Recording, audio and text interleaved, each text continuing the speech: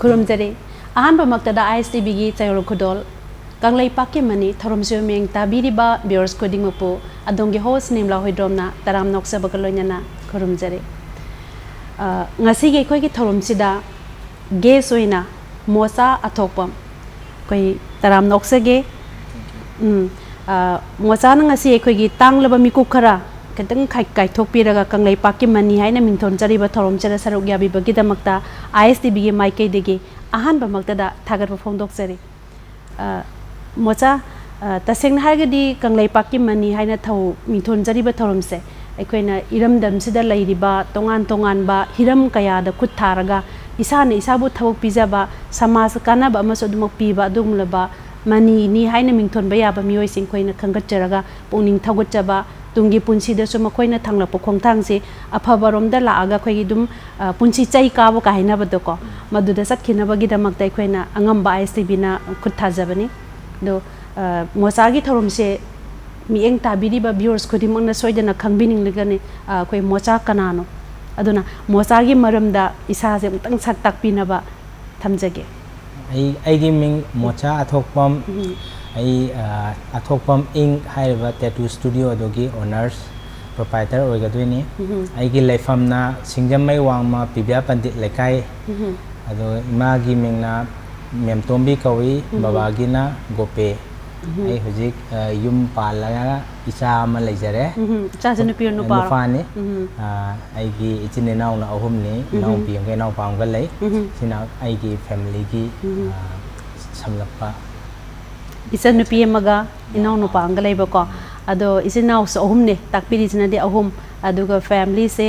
couple change isa ma leire yamna small family hai tare ko couple changa pagyang isa ge nungsi ba su khangbiram lagani ado Mocha sina si oira kan dai khoina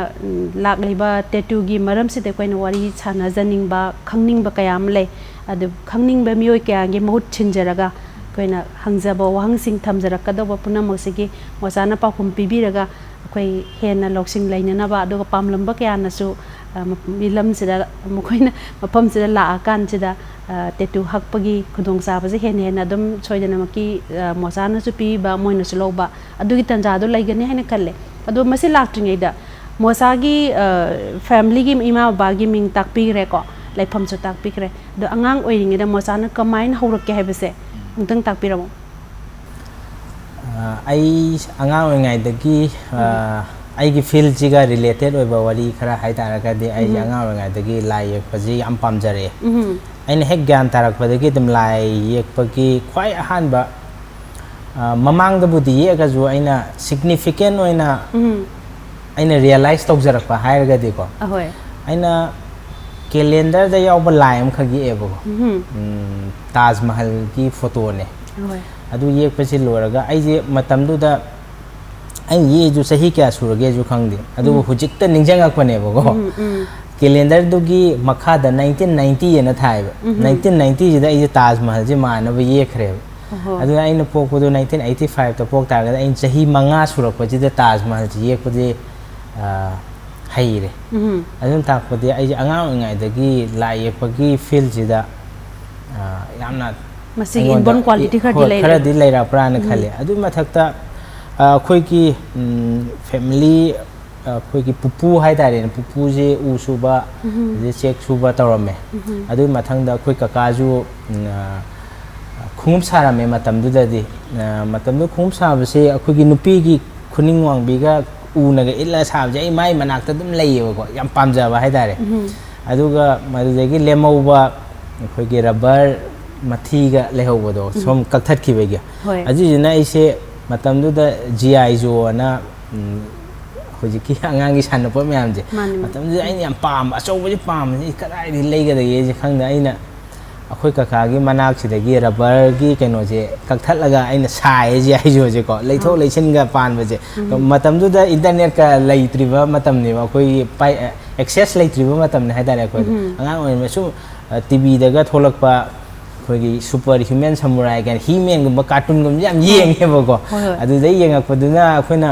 ꯃꯗꯨꯗ ꯌꯥꯎꯔꯛꯄ ꯃꯌꯥꯝꯗꯤ ꯑꯩꯈꯣꯏ ꯁꯥꯕ ꯈꯣꯠꯄꯁꯦ ꯌꯥꯝ ꯄꯥꯝꯃꯦ ꯁꯦꯝꯕ ꯁꯥꯕꯁꯦ ꯀꯩꯅꯣꯗꯤ ꯌꯥꯎꯗꯕ ꯋꯤꯗꯥꯎꯠ ꯐꯣꯔꯃꯦꯜ एजुकेशन हाइदारे उरुबा पोचैसिंदो पक्सादा सानिंगबा वोकेशनल एजुकेशन युमदगी फंगबा अदुगुंबा ओइरखदोइने आइकी चाइल्डहुड की सिगी रिलेटेड ओइबा हाइदारे को अदुदगी आइसे खरा क्लास याम खला कांदा आइसे लायेपगी कैनोसे सिंगजमैदा आरके सनातुंबी अना अमा लैरामे अदुदा इमाना थाबी लायक तम्बा समर वेकेशन की ब्रेक लेबदुदा अदुम गांदुदाजु आइसे लायकपजे खरा हैबगा अदुगिजे चुना सब पामजाबगा अदुम लायकपजे तवरगा खर लरगा इसे सैनिक स्कूल जागे सैनिक स्कूल जे सिगी सैनिक स्कूल नते आंध्र प्रदेश की सैनिक स्कूल दा तमे अदुम गांदुदाजु आई सैनिक स्कूल की वारी जे नतबिदा आई आर्ट सिगे रिलेटेड ओबजे दुम लिजागे को चाइल्डहुड की वारी हामनेना सैनिक स्कूल जी आर्ट क्लब अदे क्राफ्ट क्लब अनमिया होया अदे जो आर्ट क्लब से दुम यौछलगा आर्ट से दुम अंगांग ngaiदगी सुम पामकदुने स्कूलिंग जो आर्ट अदुम तरको जस्ट आई की ब्रेक हाइदारेने आई की आर्ट से दगी खरा लापथोखरिजे आइने सैनिक स्कूल जे लोरगा आइसे आर्ट ता चंगा तबगी मोहता आइसे इंजीनियरिंग तवे ओके IT इंजीनियर हैदराबाद तौबने अदम नाकंदगी आई आर्ट से थादोखरे अदुमाइन तौदना आई की चाइल्डहुड की आर्ट का रिलेटेड ओइबा वारी हाइदरकदी ऑलमोस्ट 12 लोइबक से आर्ट ते पाइरे अदुगी 12 लोइबदगी आई फन अकुइना थादु ओ मतुंगदा मास्टर लोरकांदा सिगी फील्ड जी तम चंगा अदो हजि तकपी गिबदा कोइ सैनिक ता आंध्र प्रदेश तमोयना हा तकपीरे को अदो मणिपुर दा अंगांग ओइरिंगे गे LP देगी हौरगा हाइतार प्राइमरी अदो हाई स्कूल मैम सिंग से कई स्कूल तंबिरकिबनो आइसे अहमदा नर्सरी देगी ना क्लास 5 अराय भक्ति टाइनितो ततमे टाइनितो दगी आइसे सैनिक स्कूल इम्फाल गी दि थाबने असेंबगी ओइनादि अदु इम्फाल गी थाबसे अखोइजे अखोइगी मणिपुर दगी मी अहुम को वेटिंग लिस्ट ता लैरगा मथंगी मिंग लावरकपदा अखोइजे इंडिया की ओइना सैनिक स्कूल अपाम खल्लोना खनबदगी अखोइजे आंध्र गी दा खल्लगा चटकिबन अदो हजी पुपुना उ सुबदसु मतुंग इलगा सुम मागी मतुंग खुदुंग इन बाहाय तारे को दा हाइनबिदुर खुसुम थारे अदो इपाइपुन हाइना बंगकसु लय मोसा खोइगे अंगांग दि निंथा दा खंगी हाइना बम खक लैबने अहनसिंग ना ताकपिबो पाउरो हाय तारे अदो अंगांग से तुंगदा फ्यूचर दा ओइरकदब से माई मागी हाइनबि हाय तारे को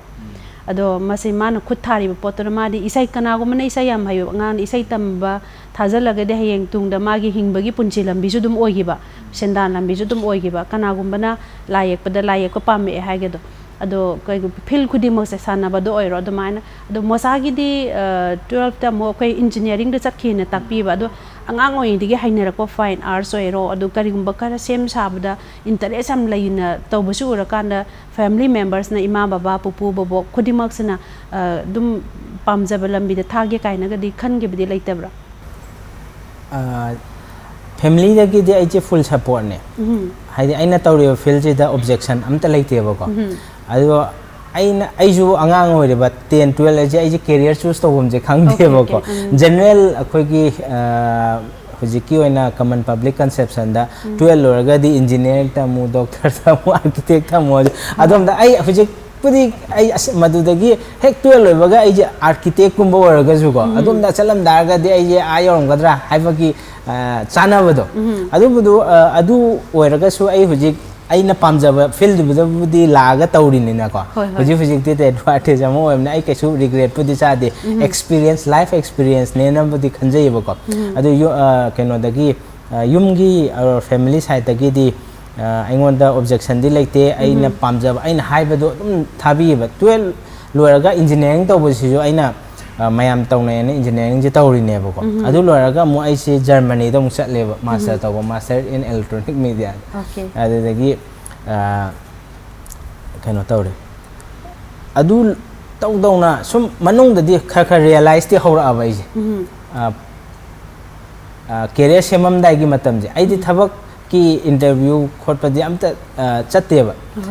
इंजीनियरिंग जो लोरजु मास्टर लोरजु आइना मनुंगदगी लायक फील्ड जिदा थबामदी तौनिंगे सुम लेबको करी तौदोइनो दि सुम खंगदबा आइना मास्टर तौदौना आदा लेना जु लाइ दम येब अदो नोमदी सि आई अदम direct सिगी field da changak pai wari de jum tok jara ke ba ko ai je ai Germany lai kan je dai se lai je dum ye adu part time ju to ba hai da ma pan lem da lai bni na ai se earning as well as studies loi ba combine to ga to bni na ko no ma di ai se maram tang da zo aje ada lai ba kan da Germany da lai ba gi lifestyle ga khoi iram da Manipur ga je kitang contrast lai rang ga ne tha jai adu da khoi study to na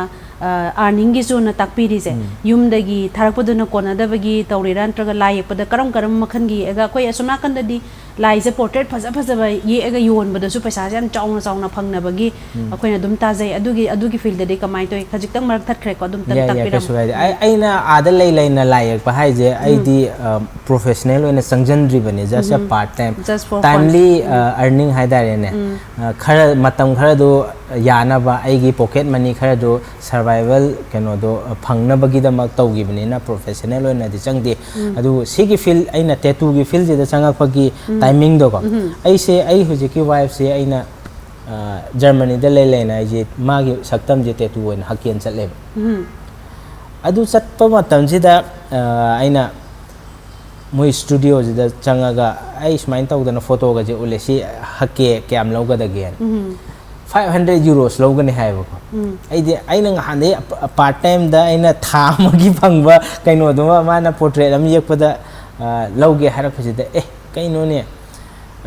tattoo si smaina yam tan India gi di paisa je kyam chawa oi de no 80 ne ba matam du da ko 580 je lupa lising ni fu mu ki chang ne ba ko adu da ga de ai ju wakhan ai hai ni de khan le ai si de ju hai ni na khan ja ba do ko adu gi ai ju wakhan na ma la ai na apa ma thabak tu ju tau ba adu ga ai gi livelihood chu adum earn tau ba ya ba gi adu de ai si research tau ji khitang di haure ma pan le ni ai tau du si ya ga do ra ya roi do ra na matam du da adum ai India da leiba Manipur da gi Delhi da leiba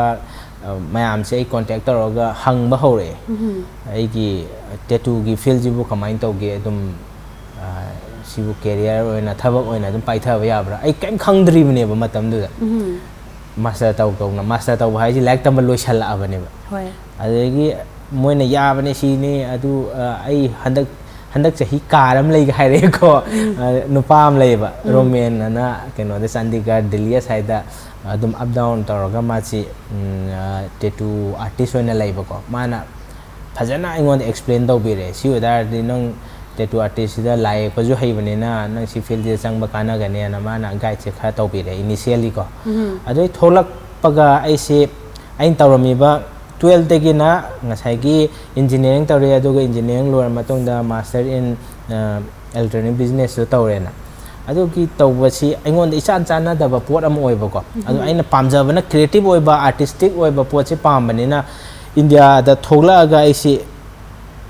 hek thola paga tattoo artist oi ba ya da bani na ai Hyderabad ai di ko ina lai ra bani na Telugu wa je ai dum imalon dum ngange ba ko sei tranga mo ne bai lai re je ko aduna ai Hyderabad se da mo master amuk tawsalle karamba master tawge hai matam da handak ki tholak pa jida di 2012 ta tholak pa ne ji Hyderabad ta mo 11 12 se na Germany lai ba ko 10 bak na mo Hyderabad ta lai ra ko 1999 dai na 2006 bak Chinese school da ta me 6 dai na 10 bak engineering Hyderabad ta tawre 11 to 12 se na Germany da master tawre aduga 12 ta gi amuk thola aga ai je amuk master in multimedia tawe sida di amuk ai je khitang pam ba hore camera number di editing photoshop mayam je ai ga yam chana ba bor oi re ba ko adu di ai je sida isti master in multimedia je loisalle adumai tawraga adu taw na ngasai gi ai gi tattoo si jo hau ba hauramne Germany dai tholak pada ai ji khuchu khulai je lai raga thola abane sidi chatlaga tawrage simultaneously ai gi career du sem ba haurage na like Hyderabad ta master taw nai se tattoo ye pesu kha haure inau pa gi ade inau pai mama na ba atai ai gi imana ba singi hana yi amba mayam semdok piu thire khar phajaba mi piu kain tam na paisa di yamna yam da bida lo da ꯑꯗꯨꯃꯥꯏꯅ ꯇꯧꯔꯒ ꯇꯝꯅ ꯍꯧꯖꯔꯛꯈꯤꯕꯅꯤ ꯑꯩꯒꯤ ꯇꯦꯇꯨꯒꯤ ꯂꯝꯁꯤꯗ ꯑꯗꯣ ꯑꯌꯥꯝꯕꯗꯤ ꯇꯥꯛꯄꯤꯔꯤꯁꯤ life ꯃꯣꯆꯥꯒꯤ ꯂꯥꯏꯐꯁꯦ Andhra Hyderabad ꯑꯗꯒꯤꯗꯤ Germany ꯂꯝ ꯑꯍꯨꯝꯁꯤꯗ ꯑꯣꯏꯅ ꯑꯌꯥꯝꯕ ꯂꯩꯔꯛꯄꯗꯧꯅ ꯇꯧꯔꯦꯀꯣ ꯄꯨꯟꯁꯤ ꯇꯪꯈꯥꯏ ꯑꯃꯗꯤ ꯃꯄꯥꯟ ꯂꯩꯈ꯭ꯔꯦ ꯑꯗꯨꯕꯨ ꯍꯣꯝ ꯁ꯭ꯋꯤꯠ ꯍꯣꯝ ꯑꯅ ꯑꯩꯈꯣꯏ ꯏꯔꯝꯗꯝꯗ ꯑꯃꯨꯛꯇ ꯍꯟꯖꯤꯟꯕꯤꯔꯛꯄꯁꯦ ꯌꯥꯝ ꯅꯨꯡꯉꯥꯏꯖꯩ ꯑꯗꯣ ꯑꯃꯁꯨ ꯋꯥꯍꯩ ꯑꯃꯁꯨ ꯅꯤꯡꯁꯤꯡꯉꯛꯏꯌꯦ there is a surely woman behind the successful man anako ada ngasai gi do engineering tattoo yekpagi wakalsi somgi khangnaba girlfriend hawdina adongi message oyo si gi photo se hakken na chalubadagi lakibane ba aduna mangwanda choina muki ma je kano adugi ladies oidoine ba sar gi de ko ado yam nungai re adu wari nungai bom su taw phangore ado hawjik se laksa kan da khoi gi career se sum mathang thang la kan da ne tongan ba marak tong khangning ba kharamu tongan ba hobby khara su dum di loina ra ga lei tongan ba sum nungai fun time gi oina lei ba hobbies de kai kai fun time gi hobby se siga dum related oira ani ai gi di semba saba gi yek pasina men oina painting semba saba je sculpture ko asi wings ka je asi aina dum sari ne ba adegi wall da ngawai anga oi ngai da di ai science school tam ai haina science school tam khoi ja khoi je shooting club ta yawe shooting club je khoi gi maru je misi no oe ba ko misi je athot pa po ne khoi hai ba yai dana school da lai lai nai je misi je shooting club ta yaw bani na khara kap thoki ba maru du pur lai aduga aina laibak sida matam du da di misi akhoi turen mapan da lai bani na misi gi khoi yam chup nei ba ko adumai hai bani na aina phajana akhoi gi ibu do pakhang ba gi mami je lebak ta haena adu misi je tor haibane baina aduga ngasai gi khuju khulai je khoi kaka gi khum sabai kai gi mat loi mak pai je nong loi laiyo ko adun fajana it laga ai je matam du class 8 ka ri je class 8 ka bi de pakhang bi je sara machi ge ha pa ga akhoi ma du ut pane khoi ma ut pa ji da khoi ma je pakhat le nang to ji ta hoi bra pha bra phata bra na heta yaksali du bo chajali ji bo na adu piro poto na hairaga aingonda hairamdaga khujigi pochi pura satkhraga madi ada maibam ga tana rujan isa nu pa na smai saram mi sibu phabra chumra lanbra adu maibu na haire na haiba ko sidi chumme la lo na haire na haiba ko adu no mi chudai ubuda misi na haibda adu matam du class 8 ka matam ni class 8 ka matam du da ji misi na pakhangba ibudo pakhangba i keno je hairaga mitam se ko okay khoi di mitai khoi gi di budo pakhang bai bi je khoi gi di lengra ba ishor ni ko adona ishor mangna thongjan bi raga khoi gi guide to yubagi mong da oina dung ko class 8 angang oi gi tre gi hon ado yam nungai re ado ngasai gi tattoo hakpagi wakal se la e duga manipur da halak umatam da manipur da lairami ba 19 kya do 2000 kya do join no tattoo gi pura step 1 pura torok pa sida setup torok pa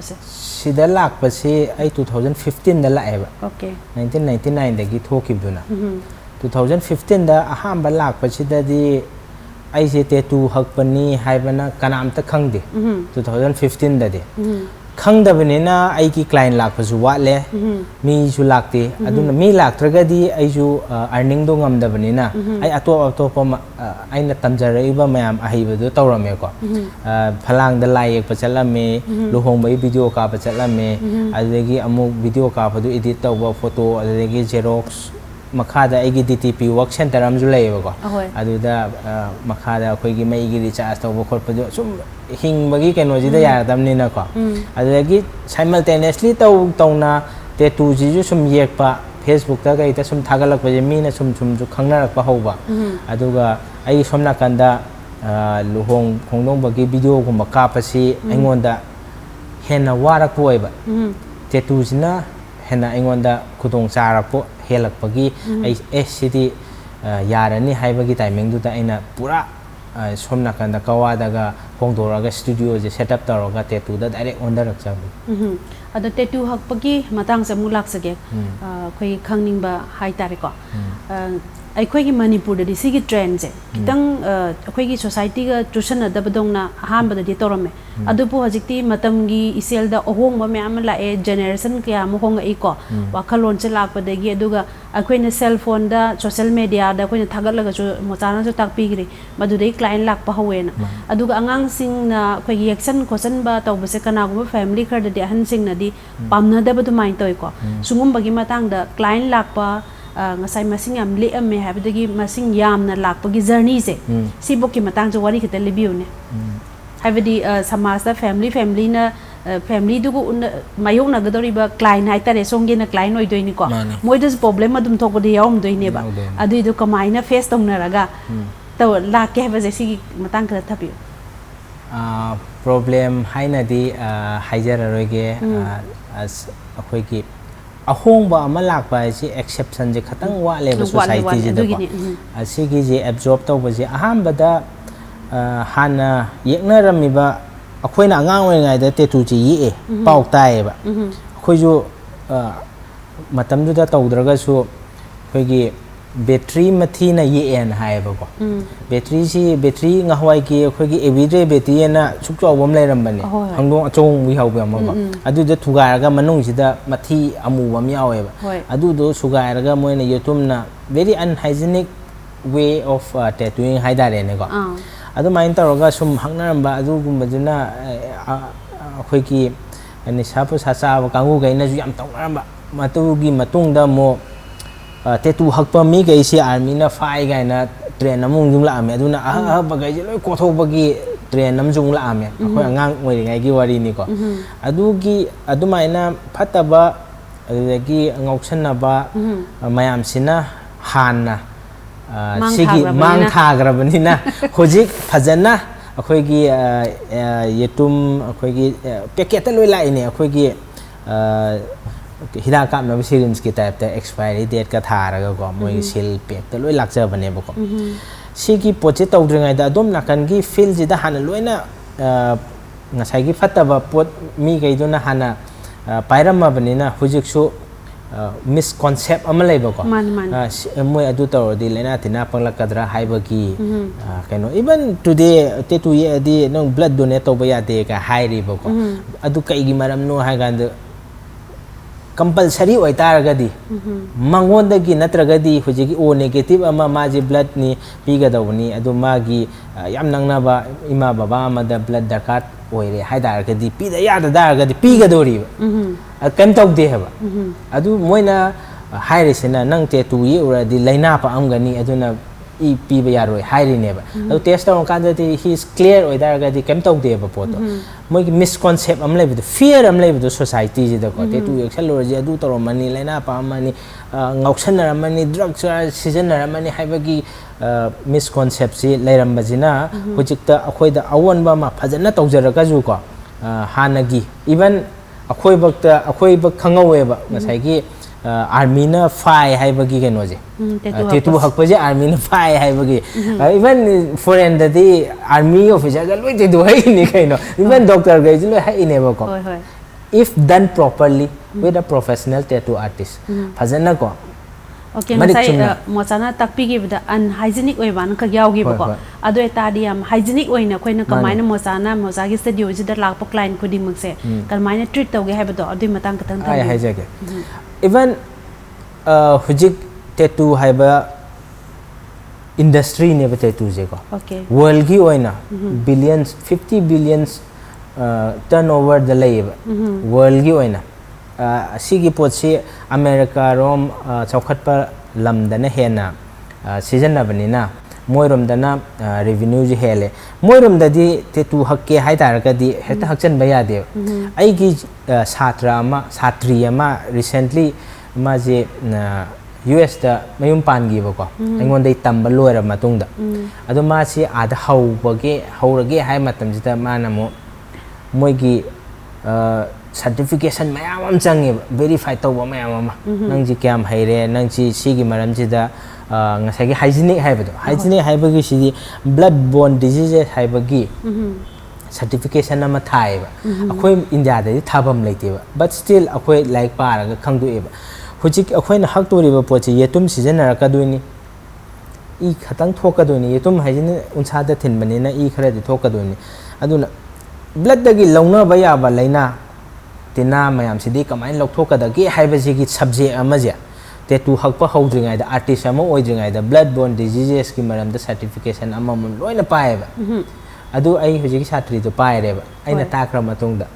ai di pai dri maram di akhoi sidai ji thabam do leite ba adu gi specific oina certification do adu khangdi khange adu tawgad si akhoina ye gloves anobo kamai ukada nurse amana tawbodo chap chana ne ba khoi tawbodo gloves loi ukada bani aduga akhoina seasonary ba mayam je plastic wrap amam lo ye leba ko si keno tawdringai da season na dringai da adu season hojiki tattoo ama ye klo ga kanda phajana khoi dispose tawba e tum nungdum do phajana mafam chana langthokpa adagi season na ramai ba khoina hana season na me poto ama mi ama ga thengna da ba khota ba na sugumba hygienic ki process haidi even mai bakta akhoi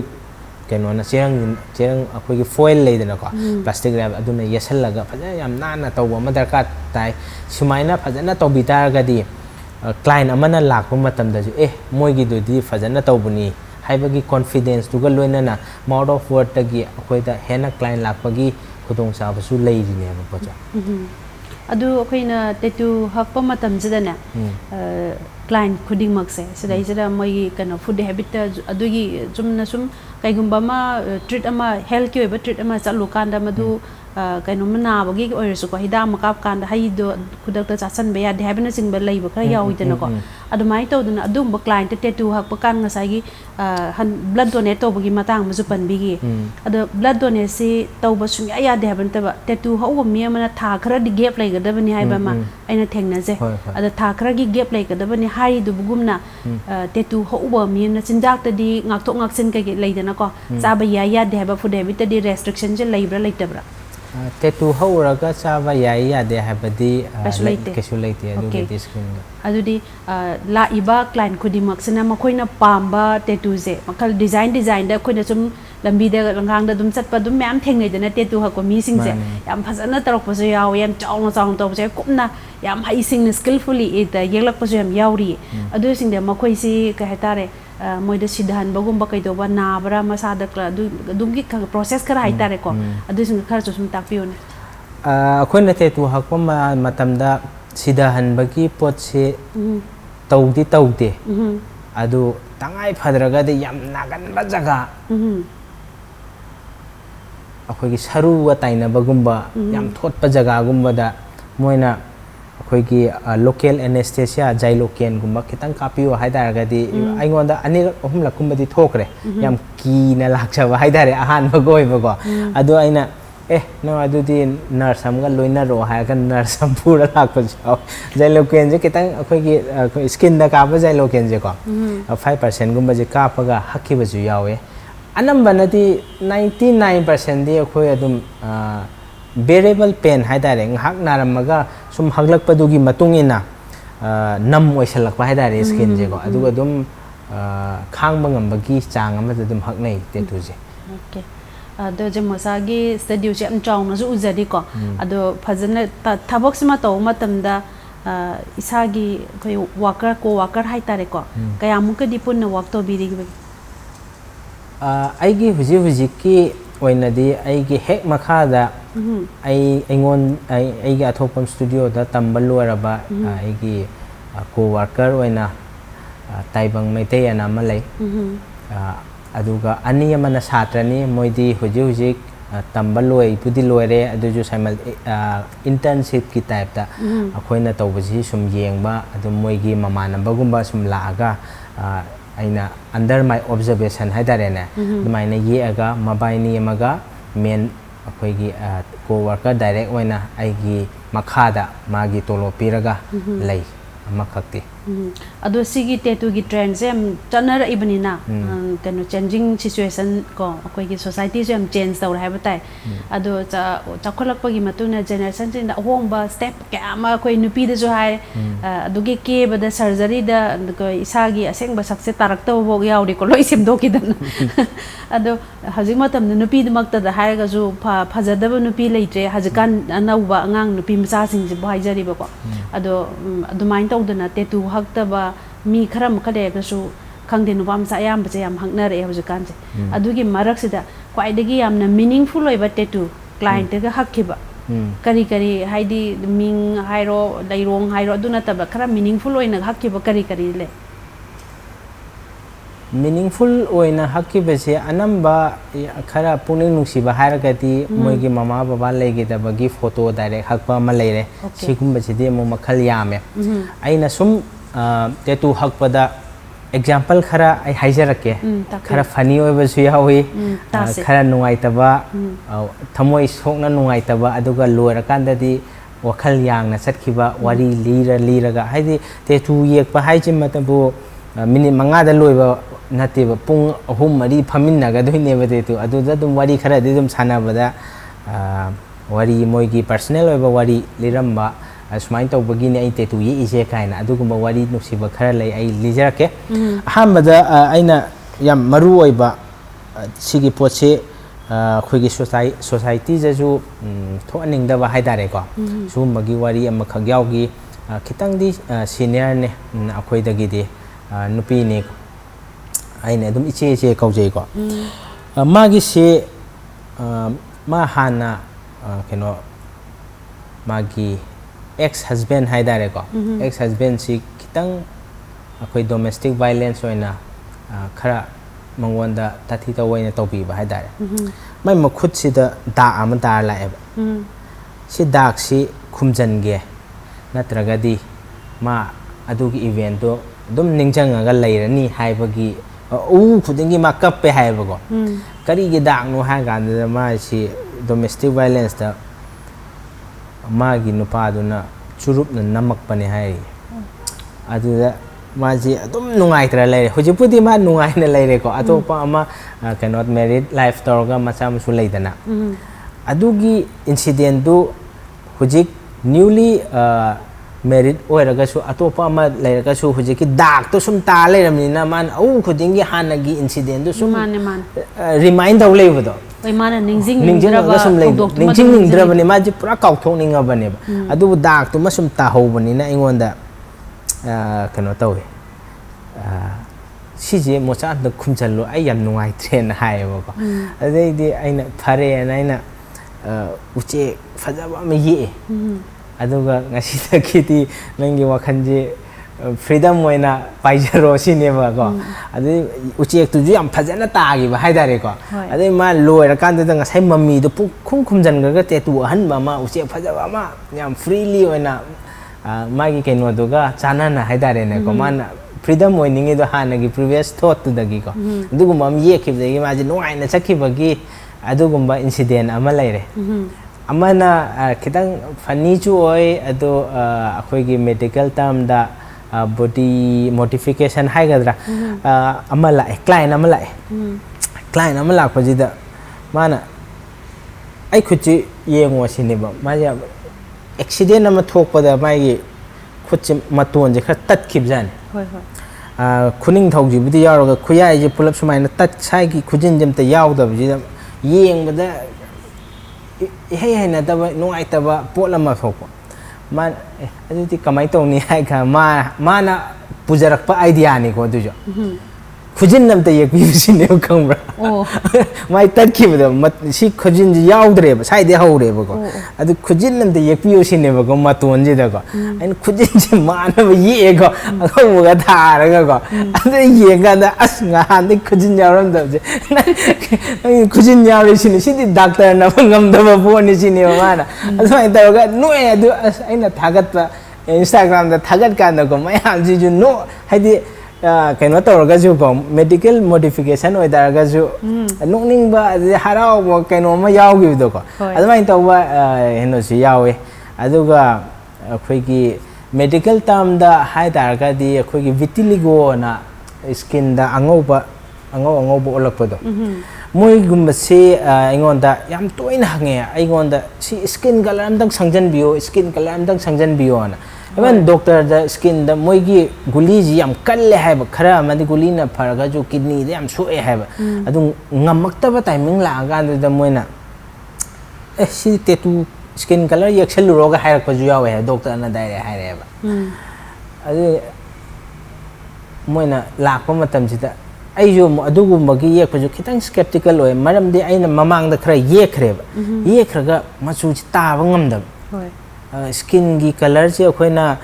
mi ama sum yek pa da budi ta jara ka ju magi direct skin duga ngasai ki ngore ma pa duga ani je skin duga chuna bai ki keno se hek yek pa numita budi khara mana tarami ko aduga khara le ga machu je mu sidara kan khitang mok tha bogumba adu khara he na mu yek chalur kan khara da mu oisan gi bagam gi problem khara ju thok pa ju yawe machu mana da bagi ko aduga dum khara ya gi besu yawe anamba na khusa gumba da to ba bitili go gi symptoms si akoina tattoo yekpada taba khara wai adu hakchang manung puk kumba akoi khitang sai gumba da yekpasina khara chuba je hele sugumba gi example khara amasu akoi da adum thoe this is tattoo hakura season iba singse chemical kamai organic kari pona torino simade asije moina adum skin da kashu yam effective yam effective leita bangak tani even kanona medically approved taroga thadro pa jawe sometimes khoi gi metal content khara yaw basu yawe adu ai haija hoke na tawpani ngasai gi do ko medical content ngasai chaba thakpada kari leige ka na hangi bagi allergy thopagi poto ko ai thokta badi nate any foreign substance ama haksang hapchalak pa haibasi akhoi gi white blood cell jina chat khro nang ai gonda belong to de na fight tarok adwene ba adu tarok pasi black ta di kem tawdre black ki color si haibaji ma kem tawdre maram di khoina yeglei ba skin ki khoi gi layer mayam am leidana ko dermis epidermis hypodermis ana khoina biology da tamak pada aduna khoina yam manung ju nataba yam mapan ju nataba chang am leiri ba with experience di tattoo artist amana experience layer akanda da khanga kada bone ba ko sigi second layer epidermis da half ka doine ba mukse epidermis ya koina microscope tha laga epidermis ni ko na thil je khang ban te ba experience ta thil ka doine ba ai ain thil ji si yare henjale wale have ji sum experience sei sida metallic content si koina red che red have ji iron oxide khara yaw ga doine iron je chana da ba mi khara lai ba even khoi gi keno brinjal ji chaba da allergy thokpa khara jodum thengna kan mi hakka chaba gumba ko ya da ham law ba hakka chaba apple chaba da hakka chaba moi si red ink chi tawba matam da allergy thokpa yawe moi ji kitang chana da ba aduna yari makhai akhoi haipe pudi hange ko noida nang sugumba iron gumba angang chana da bo da ga di black to ina tawsi tattoo si black na di khwai safe oi black to di asagi reaction or allergy thopagi chang che almost nil ni aduna color gumba sina color substance hai basi khitang metallic content kha yaw bani na hujikti amu masi khangak pani na pura kaino ki non metallic content color khara ju puthona re akhoi india da di yok ta bi to ko mapan lom da ko sugum ma je season na tar ga di amu hena akhoi ki keno che the rate of allergy haidare na sugum ma jam nem dhar pagi chance su lei sumaina ngasai gi sum chau khalak pagi matung ina even any muk ama puthorak pa have je hekta keno ma thil laga puthorak pa natre ba lab ta examine taro matung da sigi content sina kaya no koi hidak sa ba gi da ta koi gi muksi maning da loina expiry date na kaya no haiba na ching maji phajana tharaga tholak pani na khoina huji huji tawro je almost safe ni hoi any 100% natraga su mi worldwide on season na re imni na yare haina thola abane ba tattoo hakpagi feel je duni je lives ado hojik se khoi gi mi me ang client sing se si sina koi sida mocha is dai tattoo hor ani na khalaga de lak toi ne ba ko koi ju sam kak pa matam da parloram da sang ba matam da salon je sang kan je design je isagi anatomy je ga ai gi sam je da ai gi mai je da karam ba design da ka ga sam je sanani or kaino ma sem ba matam da khang de ke ba mak ta gi hai ga su ma gi gi anatomy je da pixel han ba chaw thon ba loi lai doi ni da na adumai to dana mama na masa na ai sima ye urage for example nga sai bigi bado dak to da uchek phajaba ma yik pigi na adumai to dana ai na usege halurage na khallaga hekta lak toira ming thalurage hairage hekta lak toira duga magi hakchang gi skin type to ga natraga magi body structure duga sana da ba se yengaga moi gi opinion dugi kitang wang bra si na sumaina tawraga di phajaroi dra kaina mosana suggest tawraga dumaina tawba client ka di yaw bra kari ke problem di theng ne sung kanda problem amasung requirement ai haja ke aseng bagi di tattoo do hak tringai da artist amaga consult tawba ma darkar tai Okay. even outside the consultancy fee lowe ngasi aiga tattoo hak tringai mamang da consult taw duga duine consultancy fee ado akhoi gi sidadi market su pick panina adu gumba gi fee loba leite adum akhoi ga dum laaga ta Mocha bo hairo ngonda sigi tattoo sim ye ki kamai taw ga doino haibana chingba mangjong na aiga discuss taroga sidi mamai somola di fajani sugum ma ha di fajani ngai black and white ha di fajani nang di kuchu ngoi color tha ba fajani haibana chingba do ko dumaina adu discuss tawra matung da ko je tattoo ji ye ka doine ba ko adu nataba chap yung na lepaga ai si age fajani fajaroi hai migi kano je wari sana bada kitang nuai taba client ju yaw da budi nati dum nang je kitang khunam gum bada hak baje si khunam gum bada hak baje machu je khara kokal le khut se khoi gi khut yam toina ham bani khangdi sing chot kan bani khangdi adegi khut ki khucha je ju skin ji ga si gi ghari si bade mathak si ga manade ba machu chupsan bai wa swai sida dum namdan aidi sigi jina makumi ani chap chana yekpio moigi sida jida uriba photo jina chamana ni yekpio ga ama mana laktori duna kuchu kulai kuchu da khara mamjal laga ama mam purai duna photo da ngorong ngorong foreign adu ma chamana na ma expectation do ko adu mai na wari sana ya da basu yaw da budi natte dum yawri ne bo to ko nang ji kitang ka khachi ha adu yam keno to bu siyawe yabasu yawe fajana haina bada ko aina fajana haira matungda gyan taraga ko aduga sumain tawdana aiji amaga ju haija hoge ko tetu dangi natabida ko aiji sana hutpa aiji napet haidare napet chu ola mani angangi na hutpa lagi mayamam ju ko ai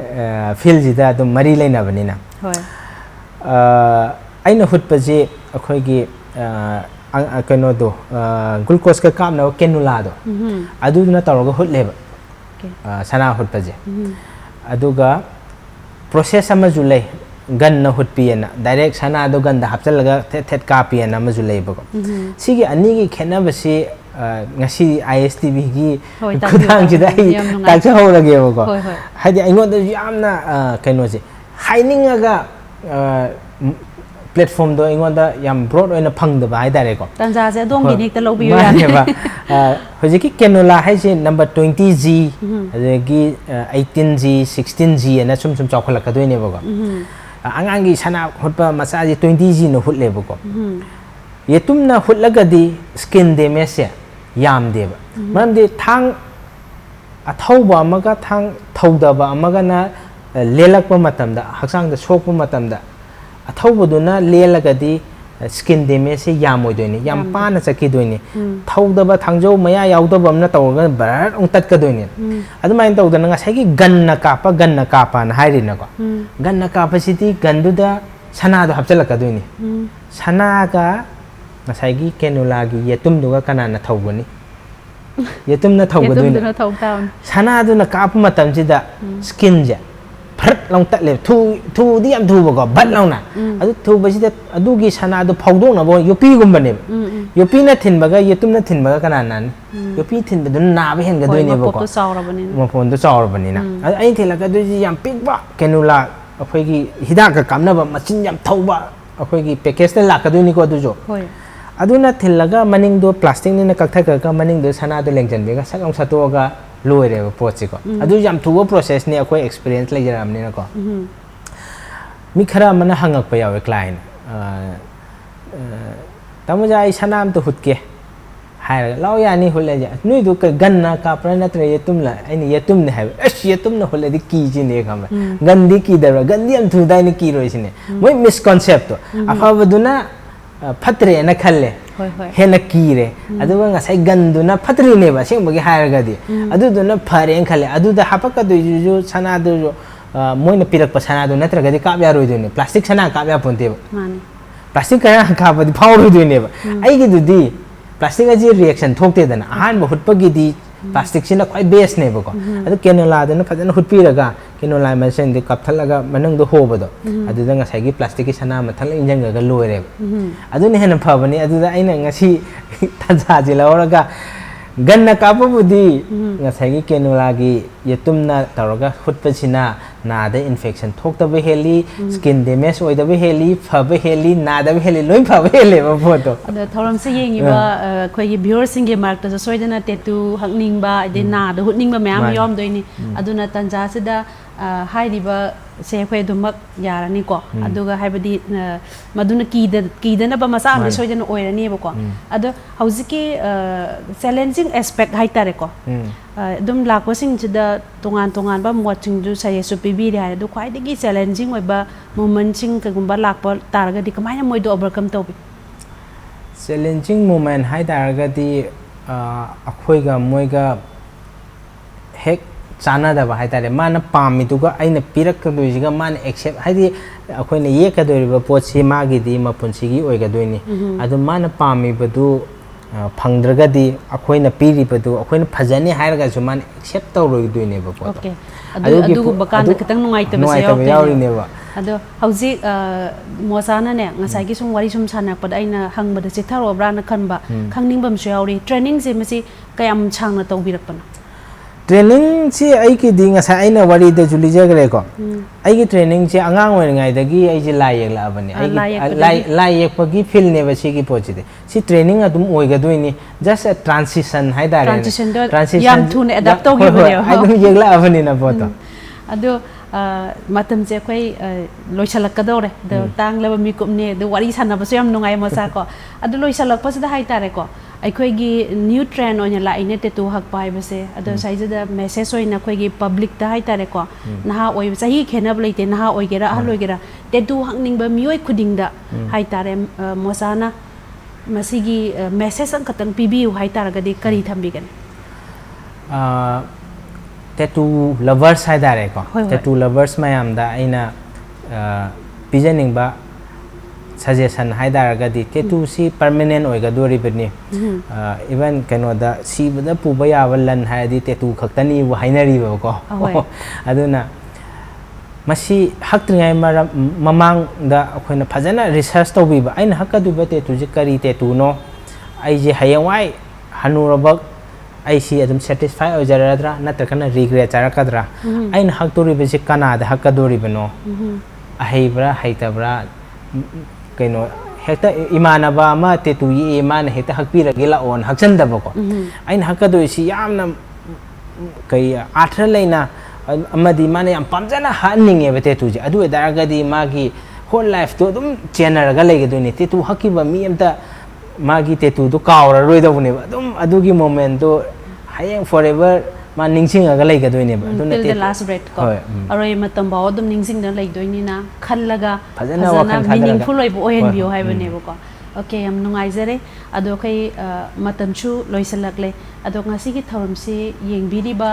viewer sing da su phaja message sam jo thambiri ado ga mikup khara Mocha na kaithok piraga koi ISTB gi Kangleipakki mani hari ba thorum sibu mapung phan bi bagi damakta ISTB gi maike digi Mocha bu amona thagachage thank you lonya na ngasi gi thorum sibu mi ing tabiri ba viewers koding pu amuka hana nimla hodrom na khurum jare